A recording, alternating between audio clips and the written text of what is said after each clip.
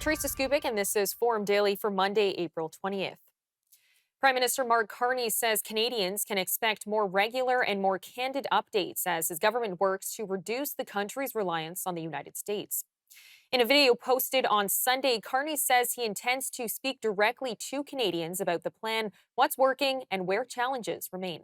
I know from experience that outside forces can sometimes seem overwhelming. My previous jobs at the Bank of Canada and the Bank of England was part of my duties to make regular public reports on what we were doing to manage the economy. And I remember during the financial crisis, when there was a real risk of panic, I developed a practice called forward guidance.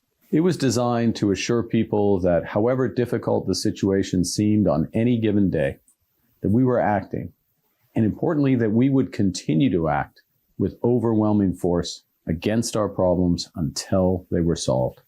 And that's the spirit I'm talking to you about today. Security can't be achieved by ignoring the obvious or downplaying the very real threats that we Canadians face. I promise you, I will never sugarcoat our challenges. Instead, I will talk with you directly and regularly about our plan, why we're doing what we're doing, what's working, what isn't, and what we're going to do next. The Prime Minister is doubling down on efforts to strengthen economic and defense ties with allies beyond the U.S., arguing that Canada's long-standing dependence on its southern neighbor has, in some cases, become a vulnerability that now needs to be addressed. Carney says waiting for a return to closer U.S. cooperation isn't a strategy. The world, as I said earlier, is more dangerous and divided. The U.S. has fundamentally changed its approach to trade, raising its tariffs to levels last seen during the Great Depression. Many of our former strengths, based on our close ties to America, have become our weaknesses that we must correct. Workers in our industries most affected by U.S. tariffs, in autos, in steel, in lumber, are under threat. Businesses are holding back investments, restrained by the pall of uncertainty that's hanging over all of us. The U.S. has changed, and we must respond. There are some who say there's no need for a comprehensive plan. They believe we should wait it out in the hope that the United States will return to normal, that the good old days will come back. But hope isn't a plan, and nostalgia is not a strategy. And the days that young Canadians have known all their lives haven't been that good. Their lifetimes have been marked by a series of shocks and crises from abroad: the Iraq War, the global financial crisis, COVID, and now this. We have to take care of ourselves because we can't rely on one foreign partner. We can't control the disruption coming from our neighbors. We can't bet our future on the hope that it will suddenly stop. But we can control what happens here. We can build a stronger country that can withstand disruptions from abroad, that creates good jobs here at home, that's a leader in this new world with a vast network of reliable allies. That's the Canada Strong plan we're putting into action. And that push to rethink Canada's economic relationship with the U.S. comes as trade tensions continue to grow, especially in one key sector. According to new trade data, Canadian softwood lumber duties imposed by the U.S. have now surpassed $8 billion. Our contributor, David Clement, has more. Canadian softwood lumber producers have now paid more than $8 billion in American import duties since 2017. And that punishing bill keeps growing. According to industry figures just released, the total cash deposits held by U.S. Customs has topped $8 billion. Add roughly $2 billion in accumulated interest over the past 9 years, and the combined cost to Canadian companies now exceeds $10 billion. The duties, a combination of countervailing and anti-dumping levies, plus a fresh 10% tariff imposed last fall by President Donald Trump under national security provisions, currently sit at 45.16% on most Canadian producers. That means for every $100 worth of lumber shipped south, Canadian mills are forced to hand over more than $45 in deposits they cannot touch while this dispute drags on. The U.S. Department of Commerce announced preliminary revisions, however, that would lower those rates for many companies. Canfor's total duties would drop from 47.59% to 31.02%. West Fraser would see its rate fall to 20.7%.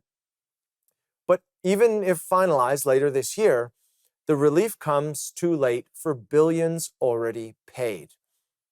This is the latest chapter in a trade war that has raged since the early 1980s. American producers claim Canadian provinces unfairly subsidize their mills by charging below-market stumpage fees on Crown land. Canada insists the system is fair and has repeatedly won rulings at trade panels, rulings that the U.S. has largely ignored. BC's Forest Minister Ravi Parmar put it bluntly. A lot of money right now is sitting at the border and no one is able to access it. He says Ottawa must make softwood lumber a top priority in the upcoming review of the USMCA trade agreement. He went so far as to say, "We have been very clear that for British Columbia, no deal will be successful unless it includes resolving softwood." The stakes are high. BC is Canada's largest lumber producing province, but timber supply has already plunged because of years of constraints. Some companies have shifted production to U.S. mills to dodge the duties entirely. Across the industry, frozen deposits mean less money for reinvestment, modernization, and jobs in forestry-dependent communities. Canadian officials continue to challenge the duties through USMCA dispute panels, while the U.S. Lumber Coalition keeps pressing for protection. With the trade pact up for review this year and fresh tariffs layered on top, both sides show little sign of backing down. For now, Canadian producers are paying the price, billions locked away at the border, while the long-running softwood battle shows no sign of ending. U.S. Commerce Secretary Howard Lutnick is taking aim at North America's free trade agreement, calling it a bad deal and criticizing Canada's trade strategy ahead of upcoming talks. Speaking at a Semaphore conference, Lutnick said President Donald Trump views the U.S.-Mexico-Canada agreement and negotiated during his first term as flawed, and suggested it could even be allowed to lapse ahead of the July renegotiation deadline. I think he thinks it's a bad deal, right? He thinks making Mexico and Canada be treated economically like Georgia and Alabama without them actually being committed. Do you think it might lapse? Is a bad trade deal. I think it needs to be reconsidered and reimagined correctly. There are parts of Mexico that are fundamental to us. There are parts of Canada, their energy and other things that are important to us. But the concept of taking an auto plant out of Ohio and Michigan and putting it in Mexico to break the union and to break our people is nuts. It was a bad industrial policy. It harmed America. President Trump is going to fix it. He's bringing it back. You're going to see it get brought back. And I think it needs to be reimagined and needs to be readdressed. There's plenty of good in it, but there's a huge amount of bad in it and needs to be reconsidered for the benefit of America. The secretary also pushed back on comments from Canada's former trade negotiator, who argued that time may favor Canada in the talks. Former top Canadian trade negotiator said the other day that time is on... Krista Friedland, who's like the worst? No, a guy, I'm blanking on his name here, but the time is on our side because the pressures on the U.S. are only going to increase over time. Basically, you guys are in political trouble. The longer they wait, the better a deal you're going to have to do. Good for them. That is like the worst strategy I've ever heard. They suck. Look, we are a $30 trillion economy, right? We are the consumer of the world, okay? Carney has a problem with us. He gets on a plane and he goes to China. Does he think the Chinese economy is going to buy his stuff? China is entirely an export-driven economy, right? So what did he do? He came back and said, oh, we'll take their electric cars. I mean, is this nuts? And the Canadian Armed Forces are reporting their strongest recruiting numbers in the last 30 years, signaling a notable turnaround after years of persistent shortfalls. Defense Minister David McGuinty highlighted the progress today during an event on Parliament Hill focused on recruitment within the military. Across the country, Canadians have been stepping up to serve. They're moving to answer the call to build a country that's strong, free, and is sovereign. Today I can announce that with my colleagues, the Canadian Armed Forces have reached the highest recruitment intake in over 30 years. Last year, Canada surpassed the regular force recruiting objective for the second consecutive year. What does that mean? It means the Canadian Armed Forces saw over 44,000 verified applications to join the regular force. That is a 62% increase in verified applications from the previous year. Of the 44,000 who've applied, we enrolled more than 7,310 new members.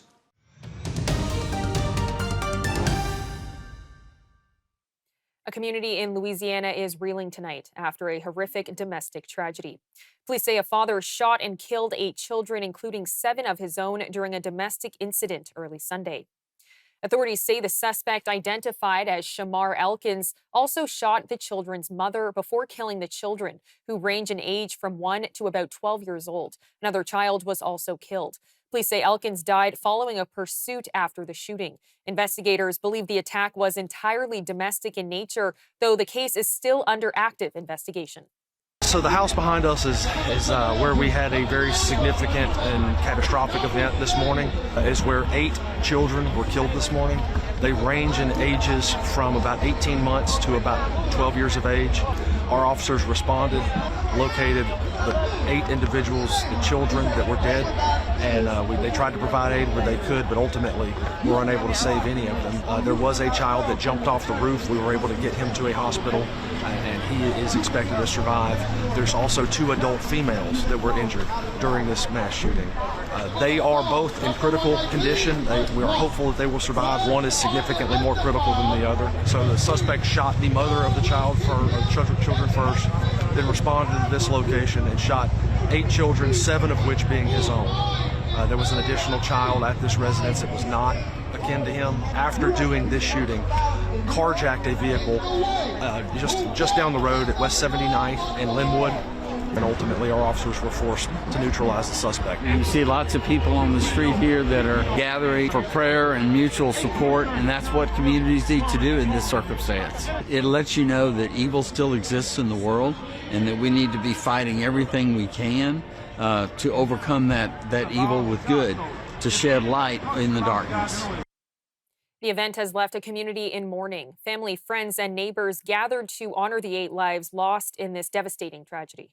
Lord, continue to protect us on these streets, dear Lord. Father God, I ask you to bring families together right now, dear Lord. Touch the I'm a mama myself, and I'm a grandmother as well. And it just makes you take your children and hug them and hold them and tell them how much you love them. Because you just don't know. To learn later that I knew one of the children, it really took a toll on me. And I really hate that for the mama period and those children.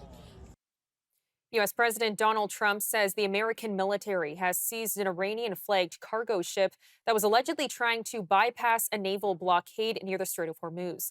It marks the first interception since that blockade began just last week. In a post on social media, Trump said a U.S. Navy-guided missile destroyer warned the vessel to stop in the Gulf of Oman, but it didn't comply. He says the Navy then disabled the ship by targeting its engine room, and that U.S. Marines have now taken control of the vessel and are inspecting what's on board. So far, there has been no immediate response from Iran. The incident also raises new questions about diplomatic efforts after Trump had said earlier that talks between Iran and the U.S. were going well. And we'll be talking about Iran later. We have very good conversations going on. It's working out very well. They got a little cute, as they have been doing for 47 years. Nobody ever took them on. We took them on. They have no Navy. They have no Air Force. They have no leaders. They have no nothing. Actually, their leaders it is regime change. You call that enforced regime change. But we're talking to them. They wanted to close up the strait again, as they've been doing for years, and they can't blackmail us. In fact, a lot of the ships are coming up to Texas. I don't know if you know, in Louisiana, the ships are coming up. They got used to it. Maybe they'll keep doing it. It's worked out pretty good. But it's going actually along very well, and we'll see. But we'll have some information by the end of the day. We're talking to them, and we're taking a tough stand. They've killed a lot of people. Negotiators were set to head to Pakistan today for another round of talks with Tehran. And Canada's annual inflation rate ticked higher in March, coming in at 2.4%, according to new data released today by Statistics Canada. A big reason for that increase, higher energy costs, especially at the gas pump, tied to the ongoing war in Iran. Energy prices were up 3.9% compared to this time last year and saw a sharp jump of more than 13% just from February to March. Economists had been bracing for this. Many expected rising gas prices linked to the conflict to push inflation higher. With rising energy costs, particularly at the gas pump, playing a major role in pushing inflation higher this month, we turn now to our weekly energy update. Here's Dan McTeague, president of Canadians for Affordable Energy. Well, developments in the Persian Gulf continue to confuse markets and obviously create that kind of episodic day in, day out increase and decrease at the pumps, and leaving a lot of people scratching their heads as to how long this is going to go and what's going to happen. But of course, on the weekend, on Sunday, we saw a cargo ship from Iran try to make its way through. Yes, the Iranian side may have said the blockade is over, at least temporarily, but not on the U.S. side. The vessel was warned and interdicted, and that seems to have created even greater escalation of some of the tensions, as there is talk of negotiations or some discussion back in Pakistan as early as today, tomorrow, and leading up to the end of the ceasefire on Wednesday. It looks like the ceasefire may have sort of ended. Iran had fired on other ships or another ship on the weekend as well. So, I mean, bottom line here is that markets don't really know, and there are really two markets. The futures market, which is folks pretending to play geopolitics on their little computers and making bets. That's the phony fake market. And it's the one that drove down oil prices based on the belief that there could have been some kind of opening of the Straits of Hormuz on Friday, which turned out to be a dud. Oil dropped $12 a barrel. It's picked up about $4 or $5 a barrel this morning, but that really signals that there's a problem, a problem with fundamentals. That's why if you're a ship or you're a refiner and you need to pick up oil somewhere in the world, you're not paying $83 or $82. You're paying $130, $140. So I think in reality here, you have some very rather distasteful undertakings by markets that are trying to pretend this is a nothing burger. It's extraordinarily important because it means that the world supply of oil is dwindling rapidly, including those emergency SPR, Strategic Petroleum Reserve supplies.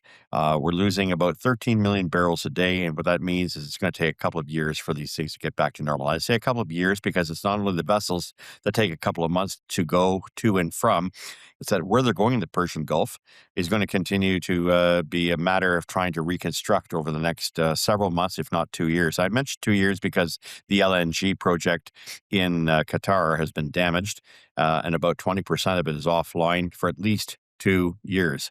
So that's critical. People understand what is happening here. What doesn't help is, the numbers this morning on inflation. No one is surprised by that.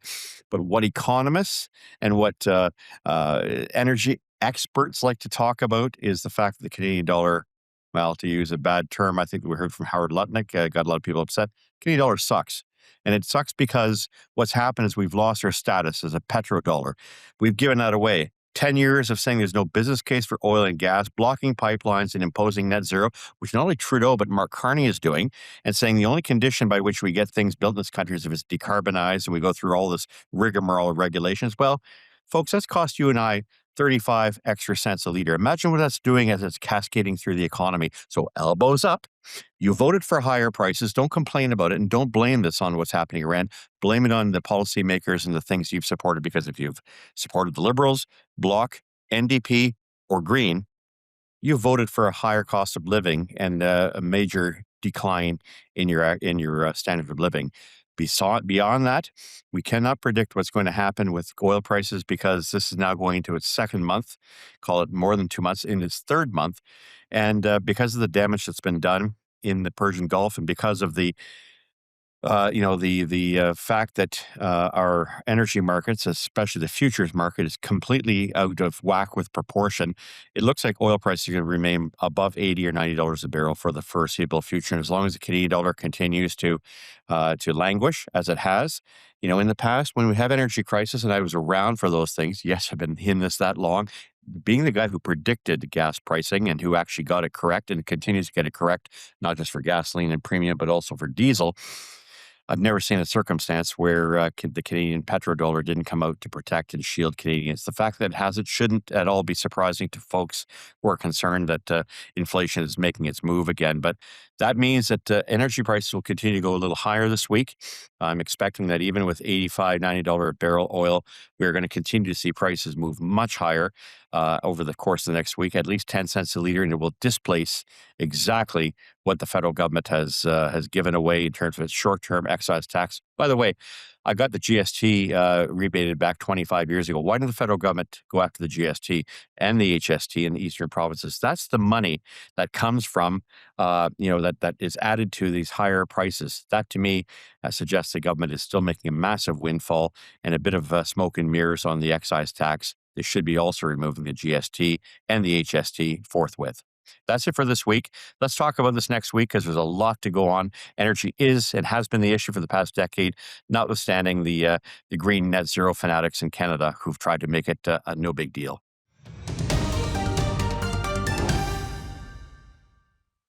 Canada's economic outlook is facing renewed scrutiny as labor market cracks down to show and questions around growing policy and positioning come back into focus. With unemployment edging higher and the global uncertainty still in play, investors are weighing whether the country is heading towards a slowdown or something more severe. At the same time, structural forces like demographics and population growth continue to shape the longer-term picture, while comparisons with the U.S. remain central to asset allocation decisions. For perspective on what it all means for the market and the economy, I'm now joined by Brendan Caldwell, Director of Caldwell Securities Limited. Brendan, thank you so much for the time today. Teresa, always great to be here. Now, do you think markets are underreacting or overreacting to the recent rise in unemployment? It's a funny thing that you would think that people would take the unemployment rate as being something, but markets are always remarkably indifferent to whether people have work or not. It's doesn't make capitalists seem like good people because what actually makes a stock go up is really two things. One, how much money they're making or the market perceives that they will make over time. And two, what those earnings are really worth, both now and in the future. And the determinant for that is interest rates. So the funny thing is that higher unemployment tends to mean that the government is likely to, the Fed, the central banks are likely to cut interest rates, which lower interest rates make it easier to make money in a business. So generally speaking, there is, if anything, an inverse correlation between the possibility of rising unemployment rates and the stock market. So if you say they're reacting or under or reacting or not reacting, they tend not to react. But if anything, if the unemployment rate were to go up and central banks were to cut rates as a result, then you'd actually see that be good for stocks, which again gives capitalists a bad name. Now, yesterday, Prime Minister Mark Carney posted a video on YouTube talking about the challenging times that Canadians are going to be facing and just what it means for the months ahead. So I want to ask how likely you think a recession in Canada is coming. Is it going to be in the next 12 months? Is there a recession coming at all? And what's making you lean that way? And his good friend, our premier, Doug Ford, heard him and decided to sell the jet that Ontario had just bought to transport him around because he really understands and is the man of the people. So, look, how does one say about government in general? They want to be at the cutting edge of solving problems, even if it's problems that they have themselves had a large hand in creating. So it's good to have rah-rah videos, but I'm not sure that whether you're Ontario or Canada, that promotional videos and spending money on that to make people feel good about the government is quite the same thing as actually doing something. So I do think, in answer to your question about recession, I think Canada is actually full on in a recession. Um, Perhaps not the way it's traditionally measured, but our economic growth has slowed considerably. It is considerably slower than our G7 counterparts, are the other big industrialized countries in the world, actually big industrialized countries in the world. I mean, we may be the Ringo Starr of that group, but we're still considered among the bigger developed economies. And yeah, we're not doing well. And you don't. I mean, I live in downtown Toronto, and you can say, oh, there's some evidence of poverty here, or some evidence of poverty there. You go outside downtown Toronto, small town Ontario, and it's a mess. So, I mean, even in Toronto, and you and I have discussed, I mean, my little church at Avenue Road in DuPont has got 500 families lined outside of it on a Wednesday to get food. We never saw that in my entire lifetime. You never saw that in the 1930s during the Depression. So to ask if we're in a recession, no, not taking offense to your question, but we are clearly in some sort of economic downturn, the likes of which, frankly, our country's never seen. Well, I want to talk to you from an investment perspective. How does Canada stack up today versus the United States? Are you overweight, underweight, or neutral? Well, funnily enough, during this difficult time, our best performing strategy has been our Canadian value momentum strategy, because there's a lot, even amongst all the difficulties our nation is having, we are inherently a nation of innovators. And while the Americans will thump their chest, USA number one, a lot of the good ideas, including AI, are actually Canadian.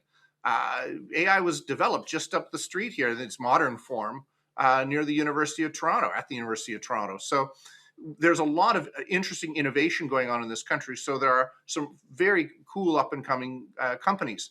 Now, one of the things that being economically weaker might entail is a lower Canadian dollar. That actually helps a lot of our producers, since most commodities, and Canada is still very big in commodities, are priced in US dollars. So even if things are bad economically, it can still be a very good investment to invest at home. And if people aren't going to buy California wine, they're going to buy it from the Okanagan or from Niagara instead, maybe they should think the same way about stocks, because there's actually a lot to recommend Canadian companies. And how do you think Canada's population growth and aging demographics are impacting the economy, if they are? Well, it's a thing, and it's a thing in all the developed world, is that people have simply stopped having kids. And while immigration can be a supplement to natural population growth, it is an imperfect substitute. Great having new Canadians come. Virtually everybody is or is descended from a new Canadian at some point in time. So it's great to have them, but we need to continue to grow the population naturally if we want Canada to continue on as a viable entity. I mean, a lot of the economic growth we've seen in the last couple of years is because we welcomed so many people, but we've now slammed the brakes on that. And I've even found it challenging keeping some of the great people that we have here, making sure that they get their status and everything. So we've worked on training for a couple of years. It's been hard actually getting them from work permit to PR status. So it's an actual challenge for Canadian businesses, the way the demographics have had their foot on the accelerator, now hard on the brake, but we've overcome greater things. Well, Brennan, thank you so much for the time. We appreciate it. Thank you, Teresa, very much. The Ontario government says it will move quickly to sell a $28.9 million private jet recently purchased for Premier Doug Ford's use. The province confirmed the purchase of the Bombardier Challenger 650 just days ago, but the decision immediately drew backlash from opposition parties and advocacy groups. In a statement Sunday, Ford says that he agrees with the concerns raised and supports moving to sell the aircraft as quickly as possible. Ford says the province is now working with Bombardier and other partners to sell the aircraft as soon as possible. Health groups and advocates from Smoke Free Canada are calling on the federal government to ban flavored e-cigarettes. Doctor and researcher Dr. Hassan Mir says too many youth are getting addicted to nicotine through vaping. Youth are using e-cigarettes and nicotine products, and they're becoming dependent. Nicotine is not benign. It's highly addictive. We all know that. It's well known that e-cigarettes and vaping have harms associated with them. And we also know that the use of these products is strongly linked to flavors, but most importantly, that especially among youth, that e-cigarette use or nicotine use among youth is directly and strongly associated with use of tobacco products as adults in future. And from a public health standpoint, this is very concerning because the reality is that we may reverse decades of progress that people have spent their entire livelihood and lifetimes, their careers, to try and address the massive harms that are related to tobacco use and smoking cigarettes. And if we don't address this, that's the direction that unfortunately we're going to be heading. A powerful earthquake hit Japan's northeastern coast early this morning, prompting the Japan Meteorological Agency to issue a tsunami alert for the region. Speaking at a press conference shortly after the quake, Japanese Prime Minister Sanae Takaichi urged residents in affected areas to move to higher ground and follow evacuation orders as precaution.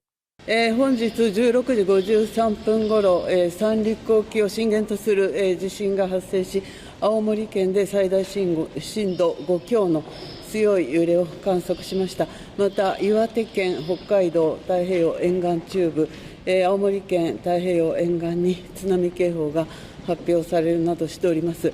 津波警報が発表されている地域の皆様は直ちに高台や避難ビルなどより高い安全な場所に避難をしてください。現時点では人的、物的被害は確認中、ということでございますけれども、これから詳細な報告を受け災害対応に当たってまいります。The country's meteorological agency says the risk has since been downgraded to an advisory, but officials are still urging people to stay in safe areas and continue evacuation efforts until all advisories are fully lifted.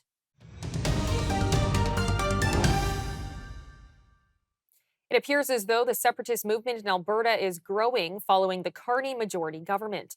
Organizers with Stay Free Alberta say they have more than enough signatures through their citizen-led petition to trigger a referendum vote on an independent Alberta later this fall. Our Western Canada Bureau Chief Hal Roberts caught up with Edmonton lawyer Keith Wilson, an independence advocate himself, who explains where a lot of Alberta's frustrations are stemming from. Keith, first of all, let's talk about the amount of signatures that have already been collected. And you and some of the other groups say you need around, 178,000 by the beginning of May? That's right. And, there's always a delay, Hal, in the canvassers turning in their sheets. But the numbers, 240, 250, somewhere around there, something north of that. There's still another week or so to gather signatures. The threshold's 178,000 if you round it up. So we're way over that mark. The premier's now in a position to have two mandates, one from Thomas Lukasik and Forever Canada's petition, and this one to move forward with an independence vote on October 19th. Now, judges granted a month-long stay preventing Alberta's chief electoral officer from certifying results of the petition. It was at the request of a couple of First Nations groups. Do you find that concerning? Not really. I mean, our courts are there when people feel their rights are being infringed upon to bring cases. The judge has only paused the process for about 2 weeks when you look at the mechanics of her decision. She hasn't ruled in favor of the First Nations on anything. She's just granted a stay so that no decisions are made on the petition while she's issuing her decision. And at the end of the day, I'm confident that the court will find that there's nothing in the act of citizens petitioning their government, a form of democracy older than the Magna Carta, that it can any way possibly interfere with anybody's rights. Critics argue that Alberta separation won't happen since our First Nations communities will not allow it. How do you respond to that? Well, they don't have a veto. Hal, you don't have a veto. I don't have a veto. The First Nations, there's many canvassers who are First Nations and Métis. There's many people, many people who've signed the petition are First Nations and Métis. They want a better future for their communities as well by freeing themselves from Ottawa. And they don't have a veto. They have the right to participate. First Nations do after a successful referendum in the negotiations as to the terms of separation. Each First Nation, there's 48 First Nations in Alberta. They all, as a nation, will have to make a decision as to whether they just want to carry on with the status quo and have their treaties administered by Ottawa, or have Alberta step in, or if they want to negotiate a new relationship. But they're in control as to what their future will be, but they don't get to determine the future of the rest of us. They don't have a veto. So, Keith, what are your thoughts on the recent Mark Carney Liberal majority? Has this maybe added a little bit of fuel to the separatist fire here in Alberta? It has, because, one of the frustrations that Albertans have is that the structure of Canada is broken, in the sense that Albertans never get their voice. We have taxation and policy imposed upon us without representation, because elections are decided east of Manitoba every year because of the skew in the allocation of the seats in the House of Commons. So there's a distrust and a disappointment in how elections occur generally, because of our history here and what we've seen in Canada from an Alberta perspective. Then you layer on that, well, actually, it doesn't matter what party you vote for, because the MP can just cross the floor and join the Liberals. And we've seen that on scale. And it's left a really bad taste in people's mouth that the whole system's become corrupted. It's not working. So, outside of the floor crossers, Keith, what are some of your other big beefs you have against the federal government? Well, Albertans have many. One is that we pay anywhere from 30 to 40 billion dollars a year more to Ottawa than we get back. And then the fact that we have the third largest reserves of oil and gas in the world, and the federal Liberals continue to carry forward policies that force it to stay in the ground, make it uneconomic to supply the world. The situation in the world, in Iran and the Strait of Hormuz and in Russia, demonstrates that the world has this incredible need for reliable, safe supply of oil and gas. But not only that, Alberta produces a ton of petrochemical products, plastics, and importantly, fertilizer. We're one of the few places in the Western world that is a net producer of fertilizer that is now in short supply. So the events around the world have illustrated our value. We still have the federal government bringing in crazy laws like the gun grab that make no sense to law-abiding Albertans. We have their out-of-control deficit spending that is just remarkable in terms of its scale, and it's creating a burden for not just our children, our grandchildren, but our great-grandchildren. It's skyrocketing the cost of living, inflation, making life unaffordable. And then we have censorship laws and anti-Christian, anti-religious laws. And so many Albertans are saying what Canada has become is not the Canada that they remember. Let's say you have enough signatures to move forward with the referendum vote on separation in the fall, but the majority of Albertans say, no thanks. Will you be able to live with that? Yes, I'll leave. I'll take all of my job creating powers, and I'll do as, unfortunately, so many Albertans and Canadians have been doing en masse. Have you seen the statistics recently that the job creators are leaving at an unprecedented rate? This is the last hope. So many people I talk to are job creators and pay huge amounts of taxes annually to Ottawa, have said this is it. Either we're going to pull this off and lawfully become an independent country and become the freest and most prosperous country in the world, or we're out of here. What's happening in Canada is very dark, as we continue to see many examples of it, and they want no part of it. Alberta independence advocate and lawyer Keith Wilson, thanks so much for joining us today from Edmonton. Thank you. UFC President Dana White says he has offered to help Tumbler Ridge, BC shooting victim Maya Gibala after seeing reports of the incident in the media. Speaking at an April 10th post-fight news conference in Winnipeg, White said that he had reached out directly to the family after seeing coverage of the case.